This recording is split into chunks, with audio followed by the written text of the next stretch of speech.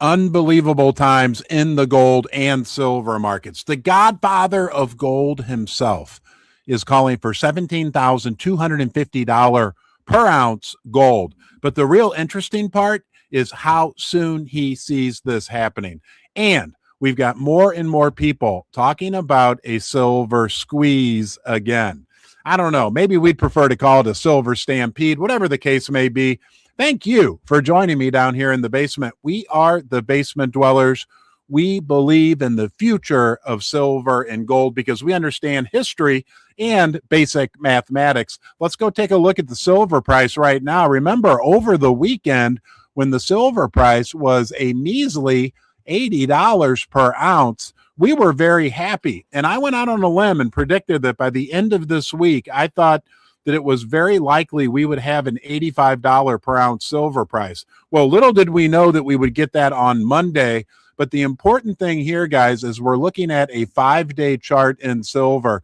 In my opinion, is that we close this week somewhere between $85 and $87 per ounce. I know we all want it to go to the moon. We all want, $200, $300, $400, $500 silver. I'm with you on that.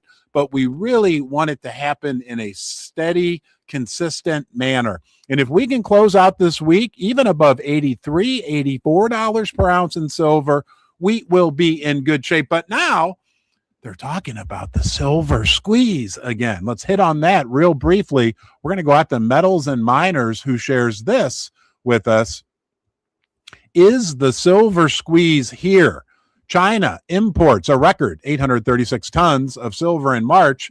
We've got the sulfuric acid crisis in the Strait killing copper and silver production and the 6-year deficit. Let's just hit a couple of their key points here. Silver market is breaking. Okay, the explosive surge in silver price is not a speculative anomaly. It's the mathematical consequence. Remember, that's one of our key components of being basement dwellers. We understand basic math of a supply chain that is fundamentally broken and a demand profile that is going parabolic. Anyway, the world is consuming silver at a rate that the mining industry simply cannot sustain.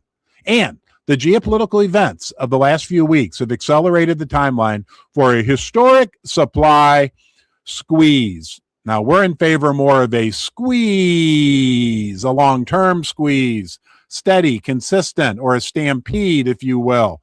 The window to acquire physical silver before it becomes functionally unattainable is closing rapidly. So we got the sulfuric acid shock, which will decrease copper production, which will decrease silver production because 70 to 75% of the world's silver comes as a byproduct of copper mining and lead and zinc. China is hoarding silver like crazy. We've covered that ad nauseum.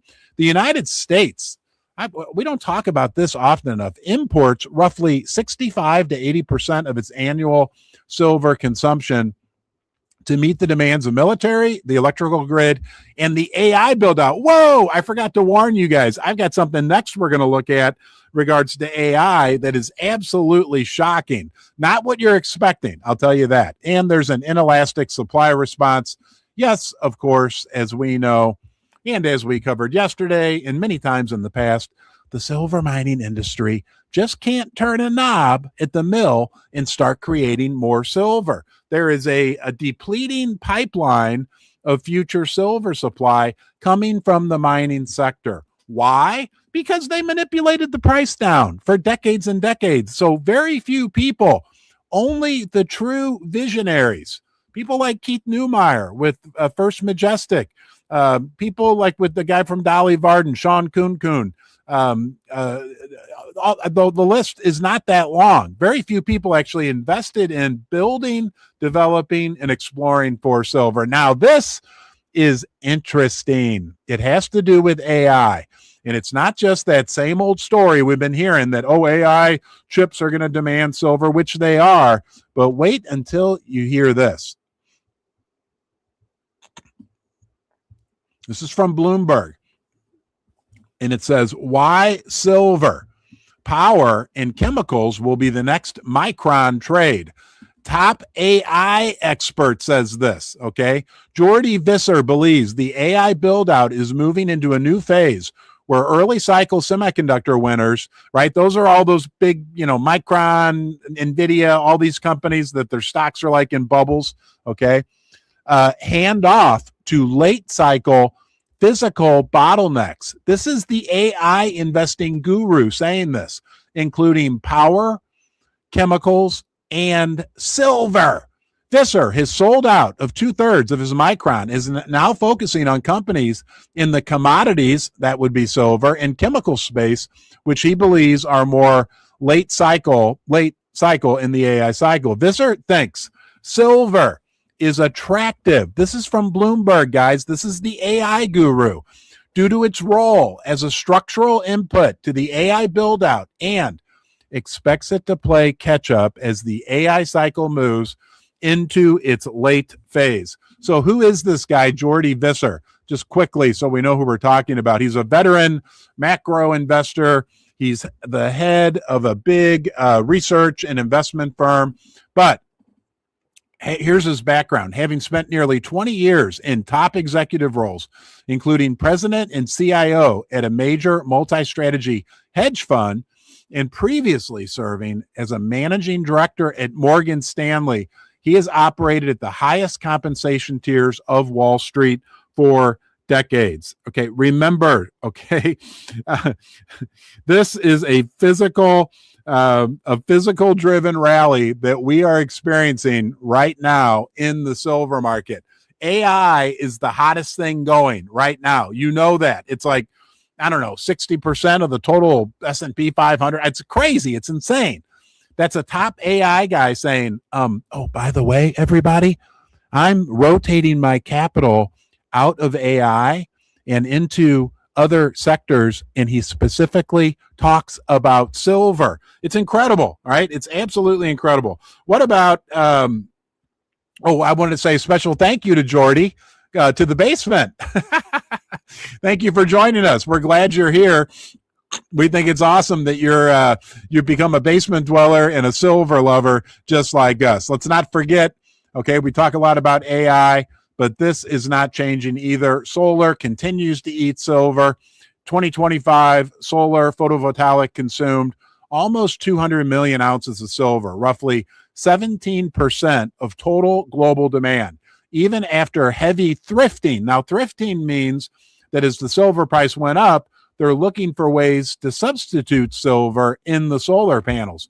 Even with that going on, right, there is massive demand still and will continue for solar and silver. I've joked around many times and said, don't call them solar panels, call them silver panels. When you're driving down the road in your Woody wagon on the way to the local coin shop and you drive by one of those big, massive solar panel farms where there's like thousands of them, don't look at those as solar panels. Look at those as little silver bars. And solar is not going anywhere. As the world develops, India, China, Africa, right? As these economies continue to develop, people want electricity. There's no easier way for people to get electricity than to put solar panels on their house. You don't have to build a big power plant. You don't have to build a nuclear reactor. You don't have to run thousands of miles of expensive copper wire. Think about it.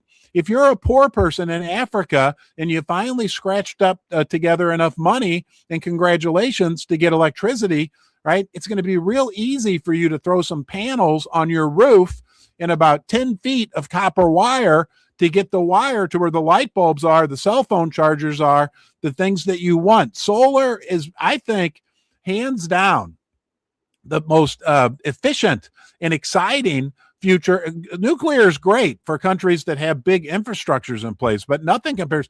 And the other thing is we're in an energy crisis in the world right now. Think about this.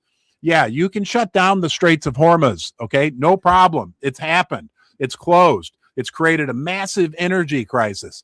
You can't turn off the sun. So when it comes to solar, if you're a person in Africa, if you're a person in Iowa, if you're a person in rural India, China, that's the solution, right? Iran or the United States can't shut off the sun, can't stop the sun from shining. and it all depends on massive amounts of silver. Okay, let's move on here. Oh, the sheeple. When are they going to wake up? Let's have some fun. We talk about the sheeple. The story for silver is absolutely incredible. You know what? Before we go there, we're going to watch something interesting that proves to you that people in the United States have not woken up to what's going on with silver. You may have woken up, and if you have, and you want to get your hands on some silver, please check out channel sponsor First Mint. I got a message from one of our viewers just yesterday. I think I shared it even on the timeline, where he said, the only regret I have about First Mint is that I hadn't learned about them earlier. What a great company. They are the silver specialist mint.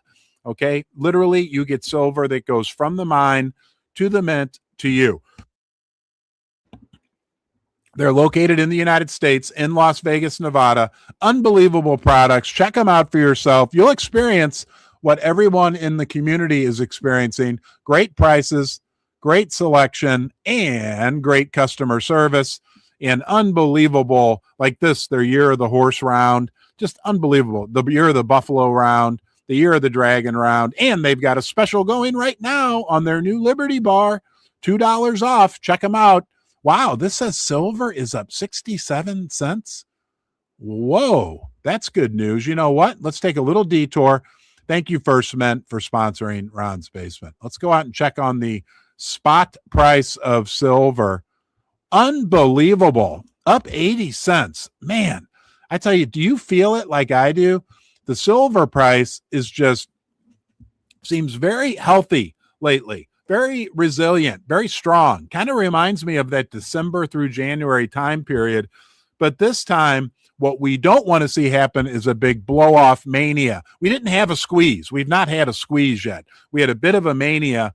This time, right, now that we've built this incredible foundation and we stayed above what we talked about, $72.50, and built a huge solid foundation with the silver price, I think it's going to get real interesting. And when just a few more people wake up and join us, it's going to be a wave of new money coming into the silver market. This is from a while back, but I want to share this with you. This is the typical standard Americans when offered a choice. We'll watch just a few of these. Do you want a 10-ounce silver bar worth approximately $900, or do you want a Hershey's candy bar? This is what we're dealing with in the United States. It's your lucky day today. You win a free 10-ounce silver bar, pure silver bullion, or a free Hershey's king-size chocolate bar. Take this one. You'll take the chocolate bar. Who needs a 10-ounce bar of silver? No. Have a good day. Silver. It's your choice. This guy will do it. A free 10-ounce bar of silver bullion or a free king-size Hershey bar. I think I'll take the Hershey bar. Go ahead. Oh, my God. It's your lucky day. Just fresh out of the refrigerator. Thank you. Thank you very much. Who needs a 10-ounce bar of silver when you can have a good, delicious bar of chocolate, right? Yeah, exactly. Okay. All right, thank you. Thank you. You'd rather have the Hershey bar than the silver bar? Yes, I would. Oh, you would? Okay. Yeah, the Hershey bar, you can eat the silver bar. Yeah, that's right. Can't eat See if we can find somebody. Just straight out of the fridge. Doesn't seem real. Or a free silver bar. It's 10 ounces. It's a little tarnished. Which one do you want? I don't know. Chocolate bar. Go ahead. Oh, my It's gosh. yours. Okay. We don't need to watch anymore. I think that was from a few years ago. But, guys, it just reminded me of the fact that we are really in a unique situation here in the United States. We have so few people who really understand what the value of gold and silver are. But that works in our benefit, because when those people in that video wake up, right, and come into the silver market, again, the smallest increase in interest, we saw that back in December and January, okay? It creates like a mania within the silver and gold market. We like to affectionately refer to those people as the sheeple, and we'll welcome them with open arms. Okay, let's talk about the godfather of gold, 17,250 gold. Before we do that, let's talk about the godfather's son, Jesse Colombo, right? That sounds like a mafia name almost. Anyhow, Jesse Colombo, King World News, reminded us that he is projecting an unbelievable gold price, jaw-dropping, $15,000 to $20,000. Why do we listen to Jesse Colombo? Because he is widely recognized as one of the sharpest, newer analysts within the precious metal sector. His bubble report is like the leading Substack. You can check it out. You can subscribe if you like. But Jesse has done some incredible work in the precious metal sector. Let's scroll down here. He goes through all the different reasons why gold is looking good, right? The breakout of the wedge patterns, channel patterns, talks about overhead resistance, horizontal resistance in the 5,000 zone and 5,600 zone. But then Jesse sums it up with this. As a reminder, I believe gold is only about 2 years into a secular bull market that should last at least a full decade. That's like the second inning of a 9-inning baseball game, ultimately driving prices to at least $15,000 to $20,000 per ounce. Okay, that's Jesse Colombo, highly respected, highly regarded, at least 15 to 20K per ounce for gold in the next 10 years. Michael Oliver, as a friendly reminder, we get says that silver may skyrocket 600% in a few months. 600 in a few months is which mining stocks will also do very well, and to expect an explosive move in gold also. Who is the godfather, though? The actual godfather of gold, Pierre Lassonde, right? Super respected guy. Franco-Nevada founder. He's been in the gold and silver sector forever. These aren't people who've walked around for decades putting out crazy high numbers for gold and silver. But Pierre Lassonde is now predicting $17,250 gold. But the interesting part is when he sees that coming. Let's go out and see what Pierre has to say. This comes from Kitco, and it's a synopsis of an interview he did on there with Jeremy Safran. He says the 40 trillion debt crisis is paving the way for gold to reach 17,250. Again, how soon, Pierre? Are you going to tell us? Financial architecture globally is undergoing a structural transformation that positions gold to reach $17,250 an ounce as it replaces the U.S. dollar as the currency of last reserve. The co-founder of Franco-Nevada and former president of Newmont Mining details a macroeconomic framework mirroring the stagflationary era of the 70s, but warned that today's extreme leverage, 40 trillion in debt for the United States alone, makes the current cycle far more volatile. Okay. Lassonde pointed to the late 70s, where gold saw a tenfold increase as inflation and interest rates climbed simultaneously. But this is interesting. The total debt in 1981, when Reagan was first elected, was $1 trillion. Today, that $1 trillion, that's the amount of money that the U.S. has to pay in interest alone every year, because the total debt is now approaching $40 trillion. With the U.S. budget deficit projected to exceed 8% of GDP, Lassonde argued the Fed is effectively monetizing the debt and printing dollars, providing a permanent tailwind for gold and silver. Okay, he says, I reiterate that my $17,250 per ounce gold price is as solid as can be. And he added, I'm convinced we will see this in the next 3 years. Okay, thank you, Pierre Lassonde.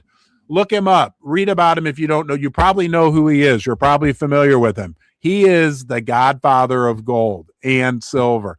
And what he's talking about is quite simple. I won't harp on it very long, but it's so key for us to remember.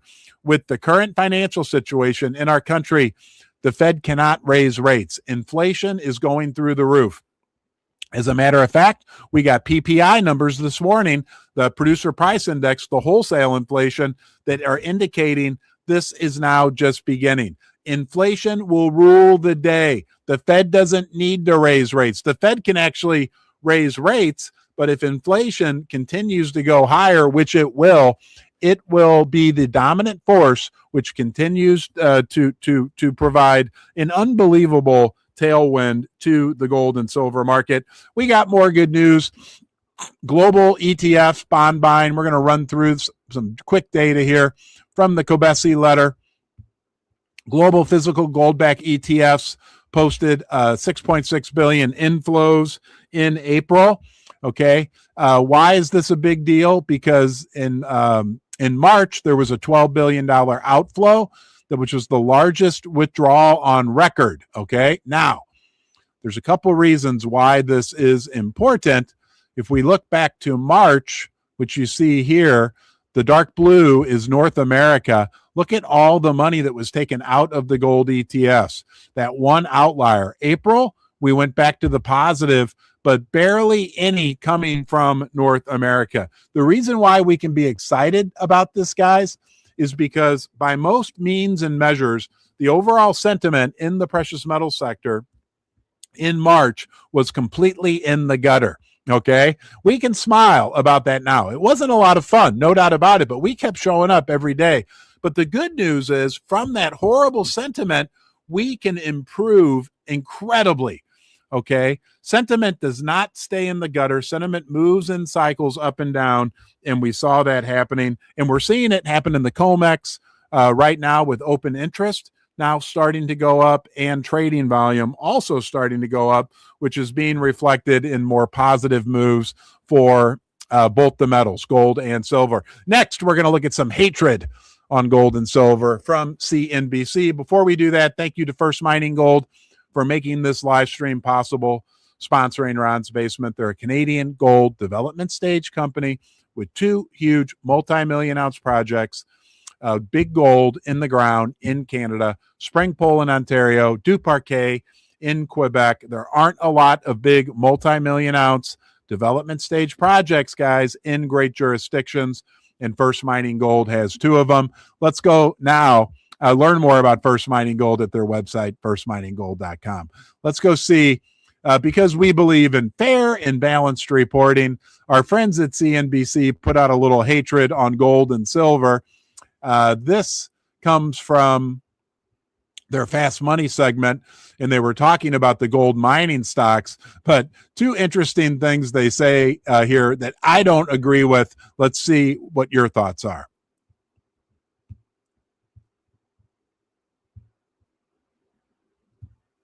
All right, Carter. Yeah, like many things are. 49 minutes of the show is in the past. It was a great listen. Valuation's not a problem, although it's more expensive than a Newmont, for example. And that head and shoulders is scary. That uptrend line looks extraordinarily vulnerable. So I hear what he's saying. And if rates continue to go higher here, that's going to be a bit of a headwind for gold as well. So unfortunately, I'm sort of with Carter on this one. Yeah. Julie, does gold have a place in your portfolio? No, I mean, we're really not interested in things that don't cash flow. And that's always been a thing. That said, I love to wear it. So, that's how it shows up. I love to wear it. Did you hear how she said that? She loves to wear it. Gold doesn't cash flow. No, it doesn't cash flow, but it's performed better than the S&P 500 over the last 10, 20, even 30 years. Case closed. Now, Guy Adami, who I like a lot, he brought up this point that, gold's going to face headwinds because interest rates are going up. Wrong, Guy. Wrong. Okay? As long as inflation goes up faster than interest rates, and interest rates probably aren't going to go up. They may even go down. And it doesn't even matter. Interest rates and the Fed don't matter anymore. Guy, trust me. The best we could hope for is that they cut interest rates by maybe 1-2% in an extreme scenario, which probably isn't going to happen. What matters is inflation. Inflation, everything else is now enslaved to inflation. There's no other way to say it. And that will be what will drive the boat for gold and silver as we move out. Okay, now we got Deutsche Bank. Man, we got a lot more to cover, guys. I'll do it as quickly as I can because Germany's biggest bank has something very interesting to say about gold and a prediction. They had an article came out that says return to history.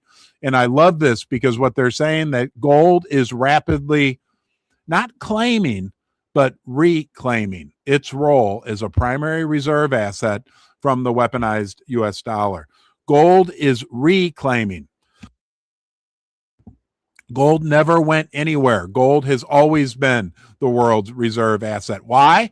Why Deutsche Bank saying this? Again, Germany's biggest bank, like 1.4 trillion in assets, because of geopolitical shifts.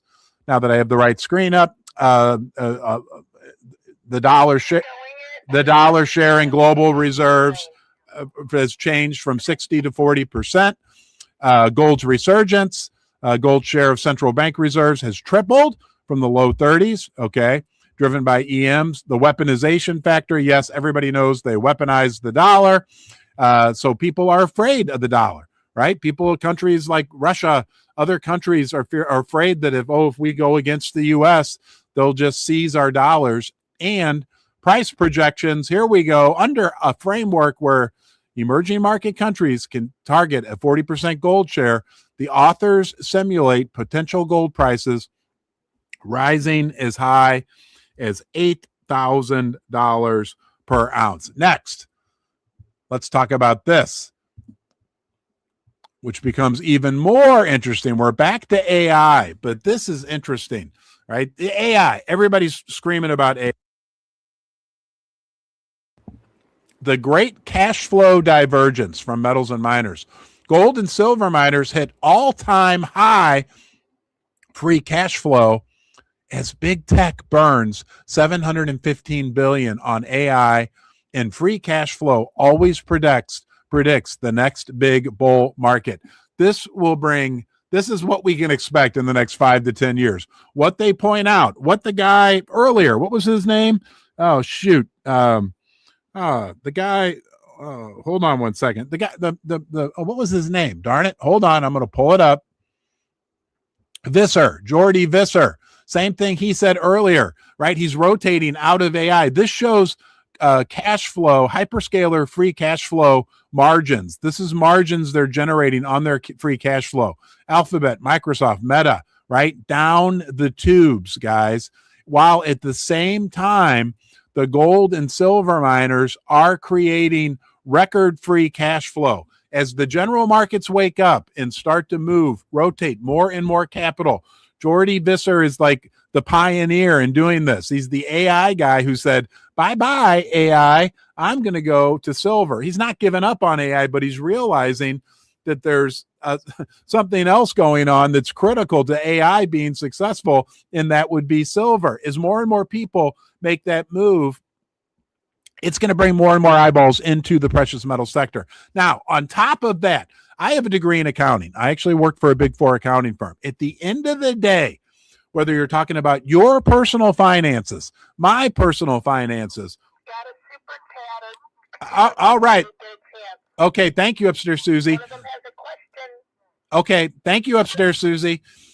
At the end of the day, what matters is free cash flow. You can do all types of accounting trickery. Trust me. If you're a company, if you're a bank, especially, you can do all types of accruals and deferrals, and I call it Disneyland accounting. There's nothing that matters to a business or to you or to me than cash flow. And the mining sector is generating unbelievable free cash flow. A gold miner who can sell gold at $4,700 per ounce that only costs them $1,700 per ounce to dig up is generating $3,000 per ounce in free cash flow. There's no other industry on the face of the earth right now generating the amount of free cash flow and profit like the mining sector. And the general markets will catch on to that.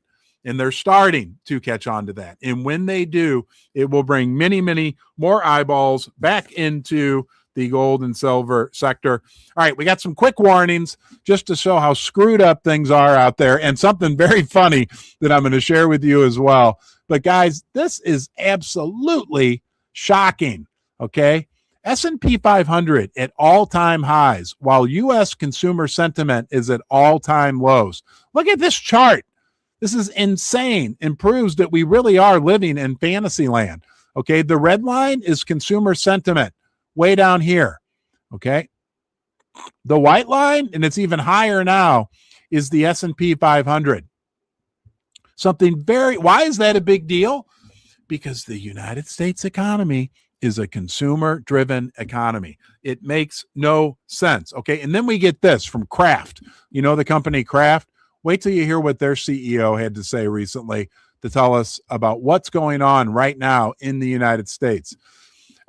Kraft Heinz slashes prices as consumer affordability hits breaking point. That's not it. This is the interesting part. In yellow, in an interview with the Wall Street Journal, their CEO said packaged food companies' strategy includes price cuts on items that have become expensive, more promotions, new smaller packages, and lower prices.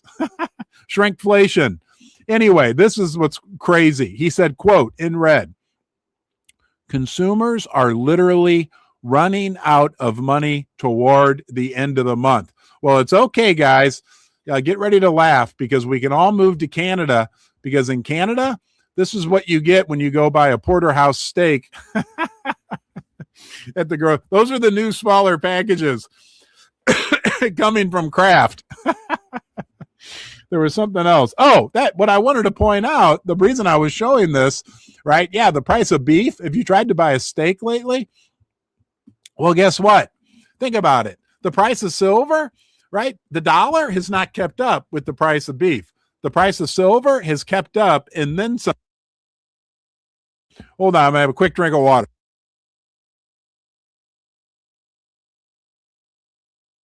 Okay. All right. And one final, and then we're going to get to the comments and the super chats and say thank you. One more incredible thing going on right now that shows us things are not good out there in the U.S. economy. Oh, here we go. Well, we got two more. Michael Burry.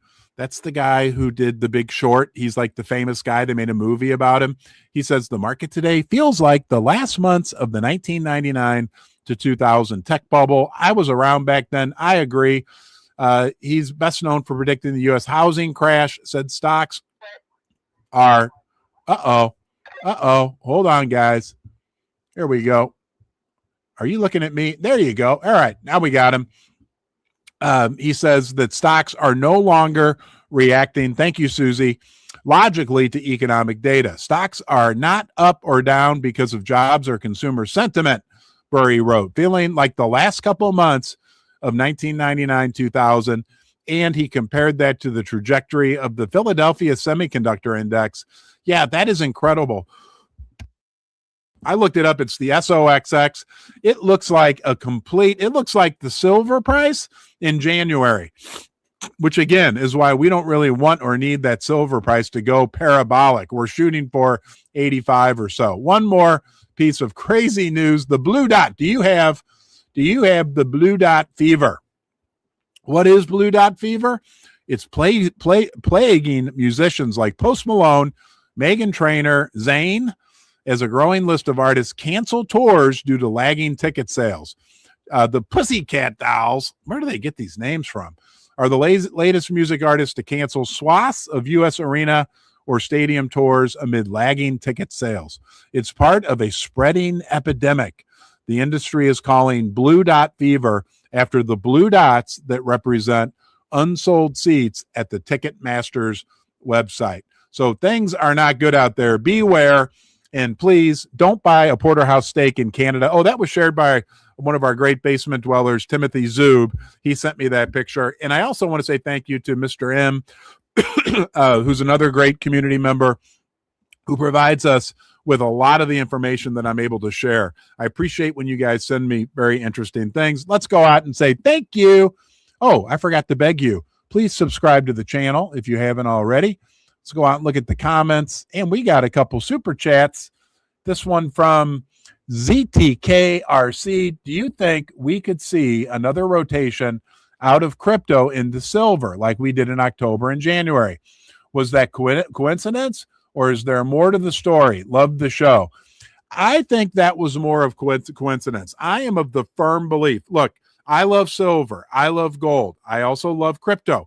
I am of the firm belief that all three silver, gold, and crypto in general can do very well and will do very well as we move into the coming year and 10 years. Okay, so I don't think that there were a lot of crypto people, I can tell you that from experience, that became very interested in silver and gold back around kind of the December to January timeframe. But there were also a lot of people that weren't in crypto that also were new to gold and silver who came around.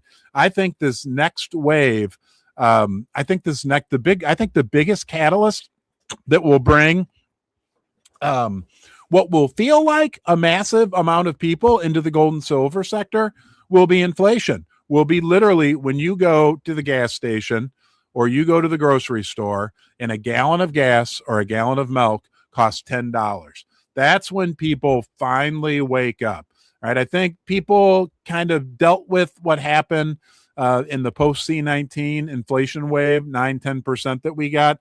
But I think we're going to see inflation coming like when you look at the energy crisis going on, and when you look at, I won't go down this path too long, and you look at the fundamental fiscal and monetary situation in the world, we got a recipe for massive inflation and a stagnant economy. It's going to be stag hyperflation.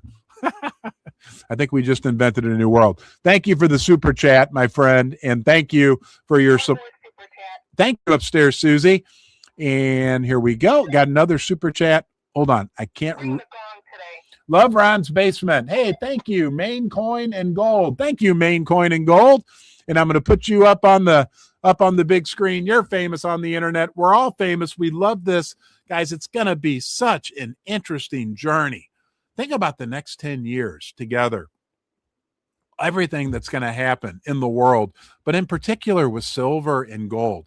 I just think that we are in for some incredible times. It's going to be turbulent at times, no doubt about it, but I think we're going to be very happy that we did what we did. And on behalf of it, to honor you, each and every one of you today, we're going to press that subscribe button right now. That's all we ask. Leave a comment, press subscribe. I'm going to ring the golden gong 3 times for good luck.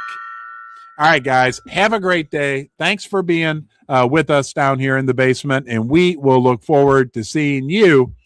Yes, you. We'll see you soon. Bye-bye.